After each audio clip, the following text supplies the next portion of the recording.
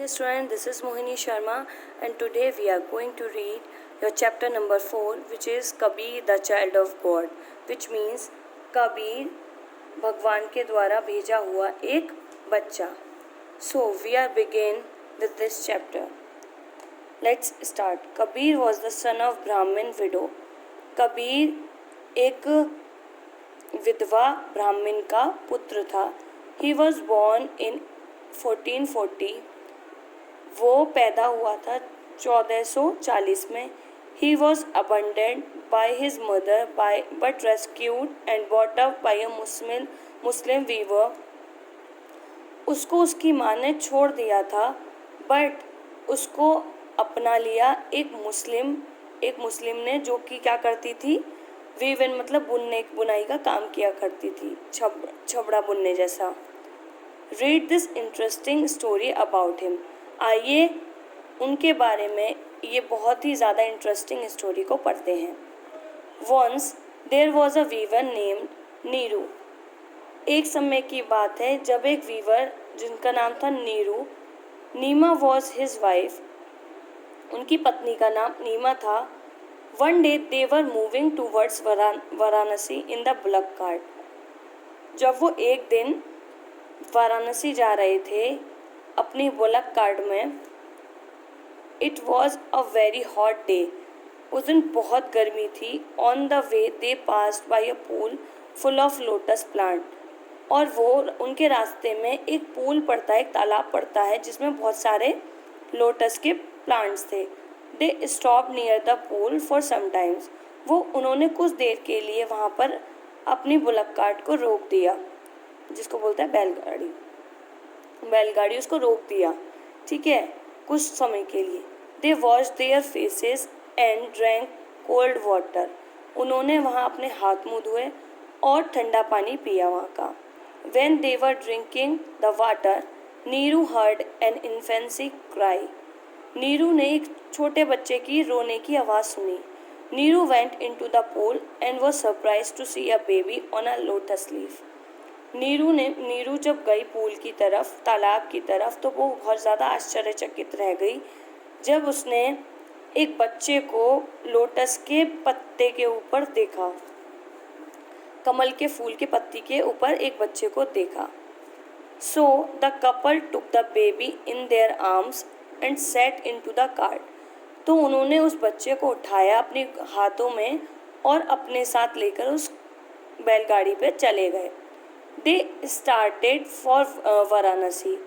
और वो वाराणसी की तरफ चलने लगे. दे वर वेरी हैप्पी. वो बहुत खुश थे.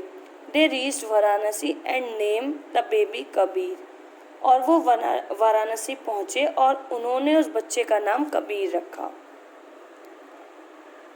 Kabir was brought up under their full care as a Muslim. Kabir को उन्होंने एक मुस्लिम की तरह पाला. He grew up in a very fine spirit.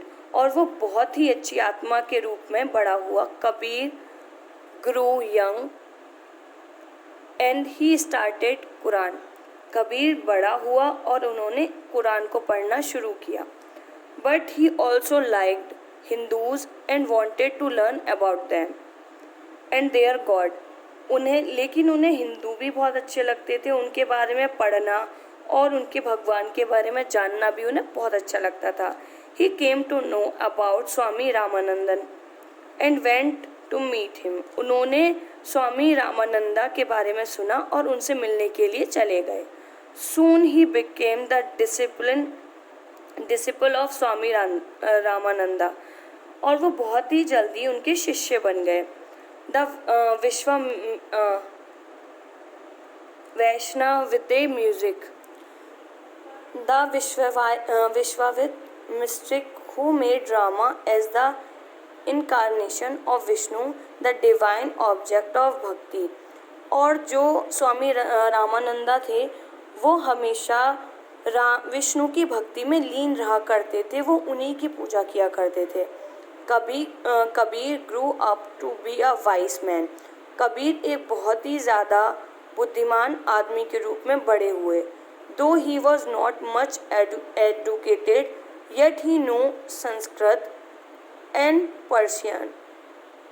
उनको पढ़ना लिखना नहीं आता था, उसके बाद भी वो संस्कृत और पर्शिया बहुत अच्छे से पढ़ लिया करते थे। He talk to people about God. वो लोगों से भगवान के बारे में बात किया करते थे।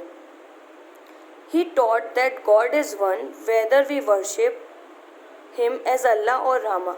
वो ये बोला करते थे हमेशा सबसे, उन्होंने यही सिखाया कि भगवान एक होता है, चाहे वो उनकी पूजा हम चाहें अल्लाह के रूप में करें या राम के रूप में।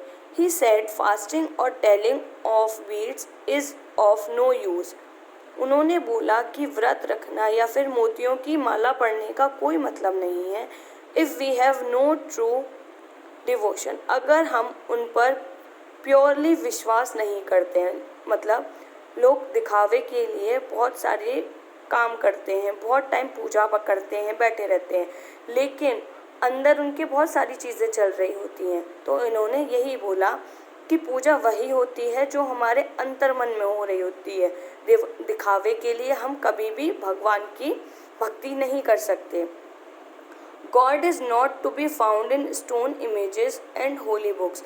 भगवान कभी भी आपको पत्थरों की मूर्तियों में नहीं मिलेगा और ना ही उन किताबों में मिलेगा। He only lives in a heart that is full of love. वो हमेशा उसी दिल में मिलेगा जहाँ पर प्यार होगा। मतलब अगर किसी इंसान के अंदर दूसरों के प्रति प्रेम की भावना होगी, उसके दिल में भगवान का निवास हमेशा होगा। Shaming the remembrance of the almighty is of no use because the lord is not please. अगर हम किसी की अवहेलना करते हैं, अगर हम किसी को दुख पहुंचाते हैं, तो ऐसा करने से भगवान को वो हमेशा याद रहता है और उसका कोई फ़ायदा भी नहीं है, क्योंकि उससे भगवान कभी खुश नहीं होता। मतलब अगर हम किसी को दुख पहुंचाते हैं और हम पूजा भी कर रहे हैं, तो भगवान उसको अपने फाइल में, जैसे बोलते हैं ना कर्मा, नोट कर रहे होते हैं, वैसे ही नोट कर लेता है कि आपने इस इंसान को दुख पहुंचाया है, और भगवान उससे कभी खुश नहीं होता। He is always with us. वो हमेशा हमारे साथ होते हैं। So concentrate your mind and heart on God. तो हमेशा हमें अपने दिमाग और दिल के ऊपर कंसंट्रेट करना चाहिए भगवान की प्राप्ति के लिए। Kabir however soon evolved his own interpretation of bhakti which showed strong influence of Sufism। लेकिन हालांकि कबीर जैसे जैसे बड़े हुए वैसे वैसे उन्होंने अपनी भक्ति के अंदर इवोल्यूशन किए, नई नई चीज़ें सीखी, और वो उन्होंने एक नया तरीका निकाला भगवान की भक्ति के लिए। वो किससे ज़्यादा इंस्पायर हुए? इन सूफिज्म के रूप में। Kabir fused the strong elements of monotheism and abhorrence of idol worship from Islam with the bhakti approach। Kabir जैसे हमारी भक्ति होती है हिंदू में कि वो भक्ति करते हैं मूर्तियों की, तो वो उससे ज़्यादा क्या हो गए, रुष्ट हो गए। वो उसको ऐसा सोचते थे पत्थर की तो पूजा कर रहे हैं, लेकिन वो इंस्पायर हुए, उन्हें वो भक्ति लगी जो इस्लाम में जो पढ़ते थे या जो वो आइडल की वर्शिप करते थे, कि उनके लिए कोई भी भगवान की कोई भी प्रतिमा नहीं होती। उनके लिए क्या है, वो एक क्या करते हैं, मस्जिद में जैसे जाके बैठ जाते हैं, तो वहाँ कोई क्या होती है, वहाँ सिर्फ कुरान शरीफ होती है जिसको आप जाके पढ़ते हो या अपनी प्रेयर करते हो, नमाज पढ़ते हो, जैसे आप रमज़ान में पढ़ रहे होगे, तो वहाँ कोई पर्टिकुलर क्या मूर्ति नहीं होती, तो आप मूर्ति का कोई पूजन नहीं कर रहे हो उनके हिसाब से। Kabir also denied the efficiency of rituals and the authority of religious scriptures and opposed the religiously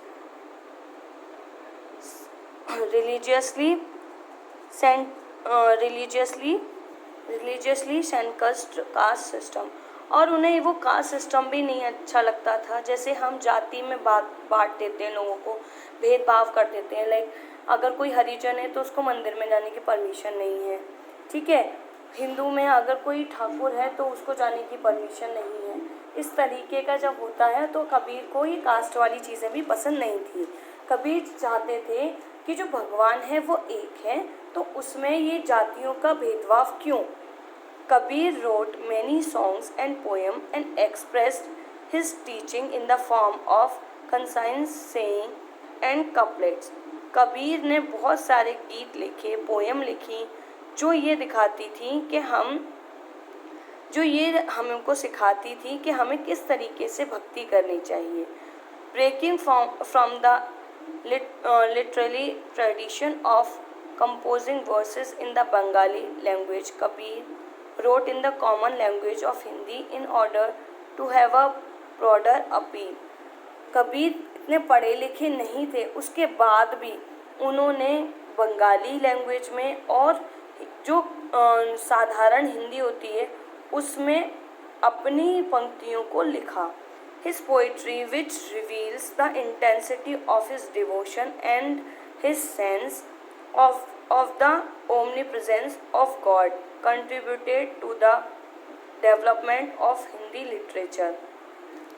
उनकी जो कविताएं थीं वो ये दर्शाती थी कि वो भगवान को कितना मानते हैं, भगवान में कितना लीन है, और वो ये हमेशा सोचते थे कि जो भगवान है वो ओमनी प्रेजेंस है, मतलब हर जगह पाया जा सकता है, ठीक है। और उनका सबसे ज़्यादा कंट्रीब्यूशन है जो है हिंदी लिटरेचर में, हिंदी साहित्य में उनका सबसे ज़्यादा योगदान है। People learn his song and poem by heart and saying them while they work.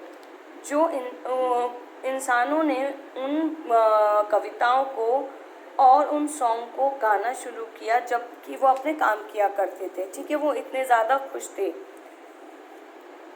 Among Kabir's disciples there were both Hindu and Muslim, मतलब कबीर के अब ऐसा नहीं था केवल मोमडन लोग ही उससे ज़्यादा इंस्पायर थे, अब हिंदू और मुस्लिम दोनों ही उनके पद चिन्हों को फॉलो करने लगे थे, उनकी भक्ति से प्रभावित थे। There is a legend that when he died the Hindu wanted to burn his body while the Muslim wanted to bury it.